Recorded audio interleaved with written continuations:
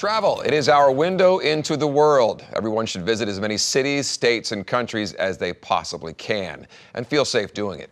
Women who travel come across some safety issues that can mostly be avoided with careful preparation.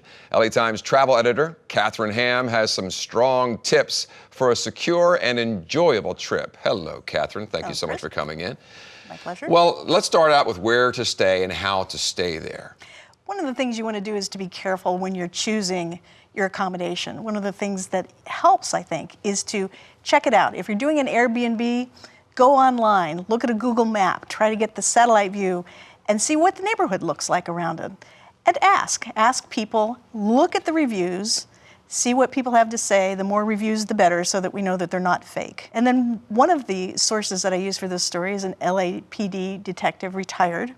And he suggested calling the local police station. He said, depending on who answers the phone, you may or may not get a good answer, but ask what the area is like. You can at least try that, right? And we have online resources for that same thing. It's funny because when you're looking for a home, one of the things you look for is the crime around there, and there are online resources for that. And you can do that for vacations too, right? Yes, there are websites. Crimemapping.com is one of them, and you can look and see what's going on crime-wise within the area that you're staying or visiting in. That's fantastic. Now, of course, there are a lot more women, it seems, to be traveling more now for business and for vacations. Is that accurate? Yes, I think the number of women business travelers is approximately equal to the number of male business travelers.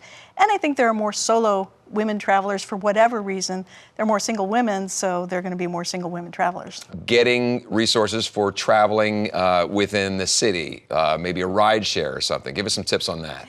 Rideshare creates a whole new category of safety issues, and one of the things that I didn't know, and I do take rideshare, is yes, you should check the license plate, you should check the picture to make sure it's the person, but the question that you should ask is, what is my name, or who are you here to pick up? Make the driver say your name, because anybody can steal a car with an Uber on it. And that's something we should practice here at home. Absolutely. And you use the same safety things here at home as you do when you're traveling. Yes. It just makes it more easy. Of course, we're not scaring people. Say, hey, be careful out there. But just say, look, be prepared. Exactly. And the other thing, of course, is that the one safety backup that you have is that Uber or Lyft or any rideshare company is tracking you. And generally with Uber and Lyft, you can get into the help button. If your driver is acting erratically or driving in a way that makes you uncomfortable, need to get in touch with the company quickly. The other thing is that a lot of people say, I'm getting into rideshare, I will text you when I get there, just to make sure that everything has gone according to plan. It's like a buddy system. If you're a solo traveler, you may not want a permanent buddy. Right. It's probably a good idea. One of the women I spoke with said, I always have a buddy when I'm out. If I'm at a bar, if I get up and go to the ladies' room, I either take my drink with me or I make sure that my buddy is watching my drink just to make sure that I don't get roofied. Oh, that's right. See, again, if you're just observant and you're smart and you think about this and prepare, it seems like you'll do a lot better. Well, I think one of the issues is that we're excited about where we are, and sometimes these things are not top of mind. For instance, I was talking earlier, we were mentioning accommodations. When you get in an elevator, you should always let the other person in the elevator push the button first. I don't do that, but if it's somebody who you're feeling uncomfortable with, or you're not glad to be by yourself in the elevator with 2 or 3 other people, let them punch the button first and then punch your button. And if you're scared in any way, punch it for a higher floor than they're on. And that's interesting, if you're scared. It's like, well, what do you mean, what if you're scared? Use your instinct, I think, is one of the neat tips that I read. One of my graduate professors used to say, women don't follow their instincts because they've been told, oh, it's just women's intuition. But what she said was, trust your intuition. It's your experience at work. Yeah, well, the intuition, it's real. So, I mean, why not trust it, right? Right, and so pay attention to that. It's really important. If you feel funny, pay attention to that. You've talked to other people that actually do have practical experience with this, right? Yes, a couple of them have had problems on the road.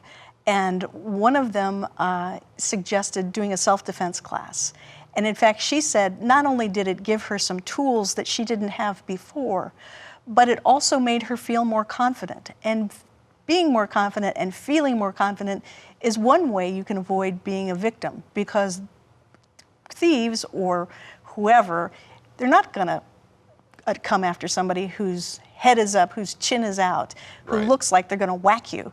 They're going to look for people who don't look them in the eye, tend to look down.